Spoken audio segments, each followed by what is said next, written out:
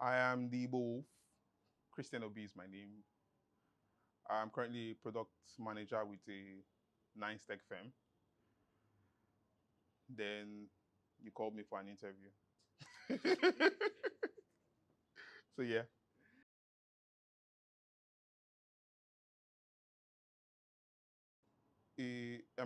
my career has been a very long, long ride.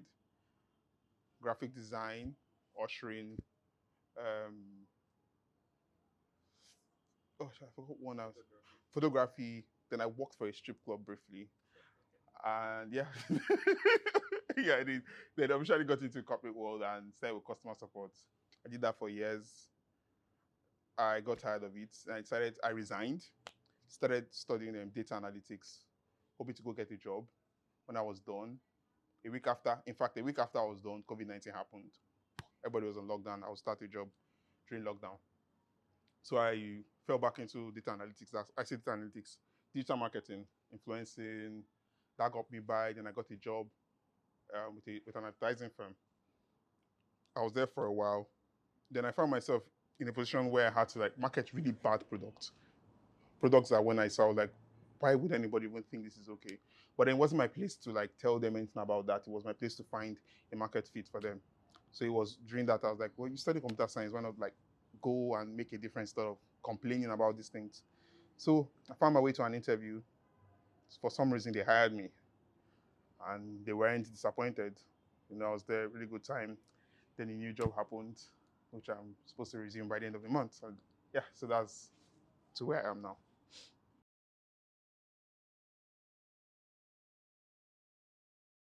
So I had a really strict dad. This is how it worked. So we like stayed in this flat and all. Once my dad enters the compound and climbs the step, I can hear his footstep. I can recognize his footstep from my bed. So, but because he was very present. He would leave his shop in the afternoon, come down to the house, help us with our homework, then go back to work. Because my mom worked. My mom was a banker at the time. And still while studying law all at the same time. So very busy people, but they still kind of had time for us. Oh, they spent a lot on our education. That was where all the I kind of think if they didn't spend that much right now, they should probably retire to like Barbados and be having fun. But they spent a lot on education. That was the only way you could get money from my dad. You, I don't care what he's dealing with. You tell him you need a textbook for something, he will find that money somewhere and give it to you. And then my mom made up for all those things. Not she was a very busy person, but over the weekend, she always gave her weekend to us, except on Saturday before 12 p.m. We're not allowed to wake her up. If anybody comes to look for her, she's not around. Doesn't care if you tell them she's passed on. She's not coming out of her room. But then whatever we asked for her to cook over the weekend, she always did that. Always did that for us. And then yeah, so yeah, it was fair.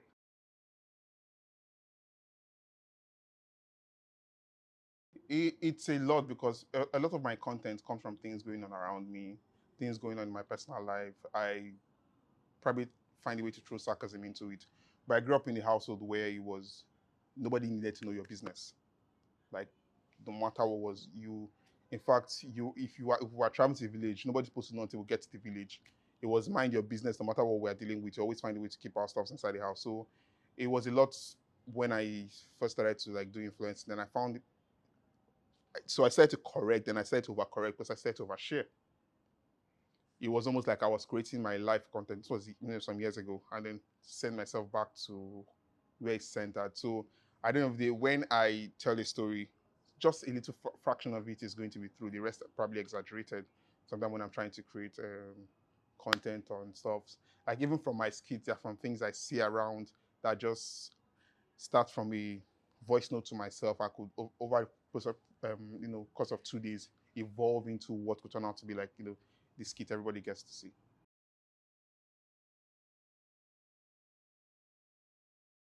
Oh, I wouldn't want to say the points because it means everybody going back to where it is. But there were some stories I ended up on Linda KG, and then everybody started having opinions about what I put out. And while that was hurtful or annoying, I'm the one who put it out, right? So everybody gets to interpret things the way they want to have their opinion. But it wasn't just my story. I said something about my family, so I didn't like that everybody was saying shit like that. Like come for me, but but again, I'm gonna put that story out in that place, and I decided, okay, there has to be a line somewhere.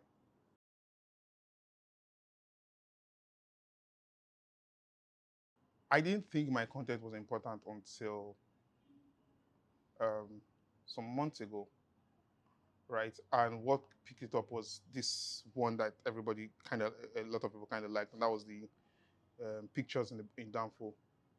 Because one thing is, I think no matter what I'm dealing with, it's always there's sarcasm to get me through it. There's a sitcom to get me through it. So there's a channel to help me. Once I just kind of feel like once I put it out there, it's easy to like forget this thing. So uh, I've said it a couple of times. I had a very great December, friends, family, and all. Once the holiday was over, I had to resume work, and I figured out I didn't want to. And not the I didn't want to of, oh, we all hate our jobs and all this kind of shit. It was really hard for me to get up from the bed and go to the office. And I mean, sadly for me, my meds had finished right before then. So I was on manual drive myself. So I get up in the morning. Even then, once I get to the office, I don't climb upstairs. I stay at a restaurant opposite the office and walk from there till like 11 a.m., then go upstairs. So it was really tough time. So I fell back to my defense mechanism, which was sarcasm. And I took that picture in the bus. And on the 4th of January, I was like, I'm so happy to resume work after. People had a laugh. I constantly did it throughout the January until in February, that particular one, blew up. And then I remember thinking at that point, am I supposed to stop now? Or, am I going to leave it at that classical content that just stays there? But then Monday came again and I was dealing with the same thing. It did not change. I still had to enter a downfall to work. Nothing changed. So I still had the same problem, the same struggles. And then it had, sarcasm and putting these things, stuff out like this has always been my way of dealing with it. So I needed to continue dealing with what I was dealing with. So people had a lot of fun. People had lot of laugh. One thing I noticed was how relatable it was to everybody because I never asked people to, post their pictures under that thread. There was no call to action in my post. It was just me, what I was dealing with, and everybody just attaching themselves because they understood the same thing. And all that was happening. And sometimes I wake up by 4 a.m. in the morning. When I wake up in the morning, I see DMs from like 4 a.m. in the morning. People say, "Oh, I'm waiting to see this on my way to work," and people talking about how it affects their day and how it's just easier to deal with Monday once they just go through that and just laugh and then there's something to look forward to for some people on Monday, and it was something it was a way for me to like just dump that because once I make those posts, I just mute it. So as long as I've thrown that energy like it out of myself, via tweets, I just mute it and then move on with my day.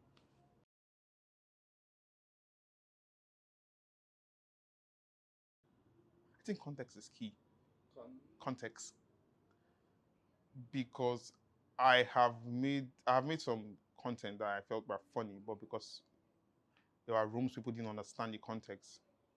Like when I carry a Twitter joke and I make the post on, and I make a video out of it and post it on Twitter, it's hilarious to everybody. But once it's on TikTok, it'll be like, okay, so what exactly? So there are some things I make for TikTok I don't post on Twitter or IG. Some content I make on Twitter I don't post on every. But now I found a way to post my tweets on, to make videos out of my tweets on for IG Reel and TikTok, which is not going so well so yet, but I hope it catches on some at some point.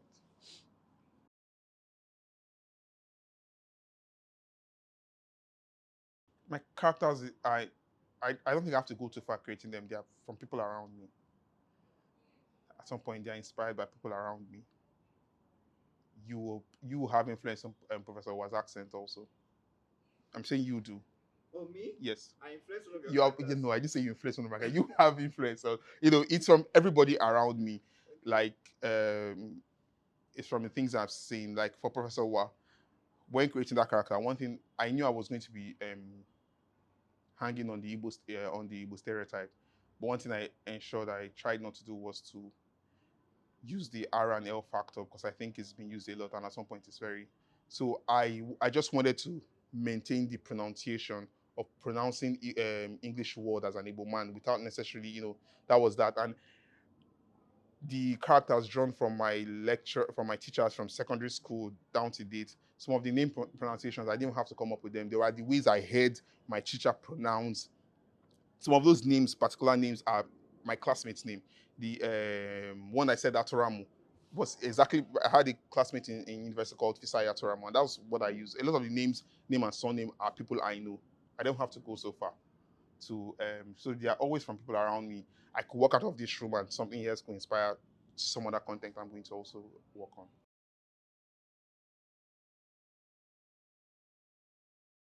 I enjoy it a lot. Where's camera? I enjoy my work a lot. Yeah.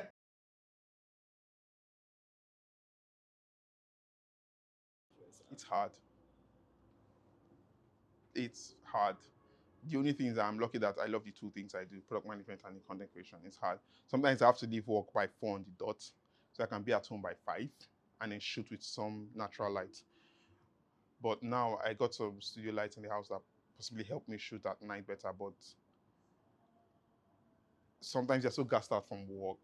The content is there to create, but to sit up and put yourself in that whole character to deliver is always like um, very hard. Sometimes, other times they are just, it's a lot of work. Sometimes I have to shoot. So sometimes I have to shoot 2, 3 videos over the weekend, so I can post them during the week because I know I won't have time to make these videos during the week. So it's a lot of work, but because I love what I do, plus the little money that comes from it.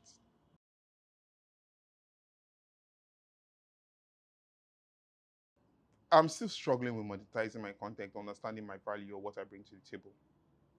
But luckily, before I started to focus a lot on videos, I was already doing some level of influencing.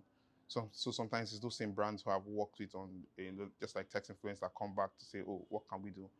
But half the time, it's a lot of the whatever I've made from it is from people coming, is from brands coming into my DM. And sometimes when I see it, I always show my colleague opposite the work. I'm like, can you like? It's me. Like, why do they? It's me. And it's they're still that humbling when people come to me.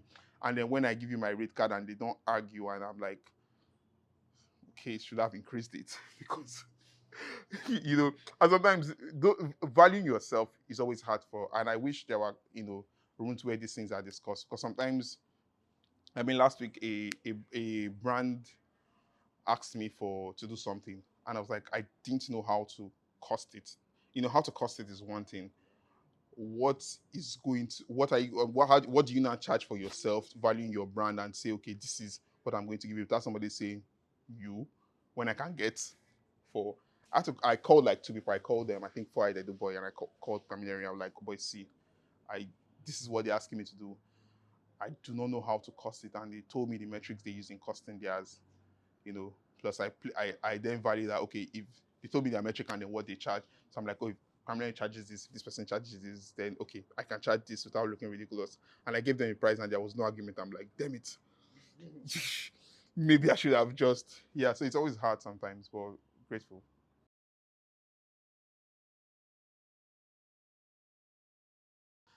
I've not started using it, but I do have a rights account because there's one thing I don't talk about much, which I struggle with, and that's the fact that I'm poor.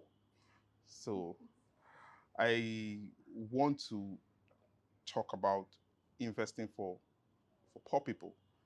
I'm talking about people who can say, "Oh, I have extra 5K or 10K to invest." So I want to start investing on that level and be sharing people with what I'm investing. If it's crypto, if it's stock, if it's whatever, and share with people like it may be little money, but money you can do it with and leave to it's better than putting anything in the bank.